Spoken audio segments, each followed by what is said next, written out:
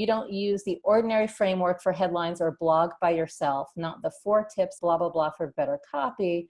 Can you tell a bit about that? You see me doing headlines that don't conform to the usual 4 tips for that, for this. I don't use those headlines in my emails. There are times when perhaps I should have used them for my blogs. Like from the time I started blogging, I did some pretty unconventional and offbeat blog titles, and offbeat and unconventional is fine. But if you look through those posts, you're like, I have no idea what this is about. So I do think that, especially when it comes to blog posts, and if you're doing anything that's informative or authoritative and positioning yourself as an expert, it is a good idea to use blog posts, blog titles that tell us what we're gonna learn about in the post or what it's about. Now, when it comes to, so you can use those 4 tips for blah, blah, blah, especially if you're going to do stuff like guest posting or recycle these as guest posts on a site, for instance, like Business Insider or Forbes or any of those sites where people are looking, they're browsing through the titles and they say, oh, I want to know that. So you want to gear it towards something they want to know. However, subject lines, I feel, are a different thing. They're a whole different terrain. Your email subject lines are a way to get someone to open the email, and that's it.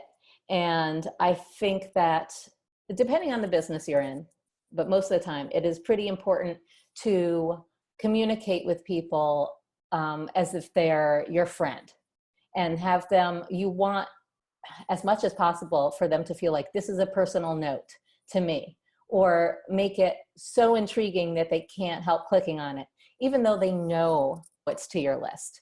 It's not to trick them, but it is to create an intimacy and make them so intrigued that they cannot help opening it.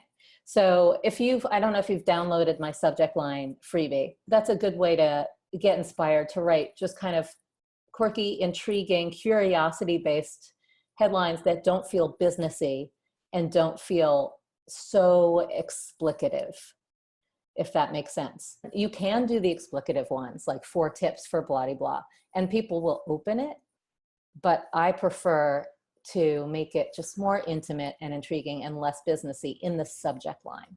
When I've worked on Marie TV with Marie, we've done we've created the episode. Sometimes it's based on a headline idea that we already have, or just or based on the question. Then we will brainstorm headlines for the blog post. Usually we want them to be keyword rich. I'm terrible with the keyword planner, but she's already usually done the research and said, like, here are some keywords that would be good for this. And we always want it to be intriguing. Sometimes it's alarmist, or sometimes it's like, oh, you can say that? It might be like, what if everyone in your family's an asshole? Watch this. So it might be something like that, or it might be like, how do you balance being in the moment with like planning your future? So it will be something like that. So we brainstorm a list of headlines or titles for the post, for the episode. Then we will brainstorm subject lines to promote that episode. Sometimes it'll be the same, or sometimes it has to have a little bit of a different feel, like what would work better in an email? What will catch people's eye in their inbox? And then we also brainstorm tweets and Facebook posts.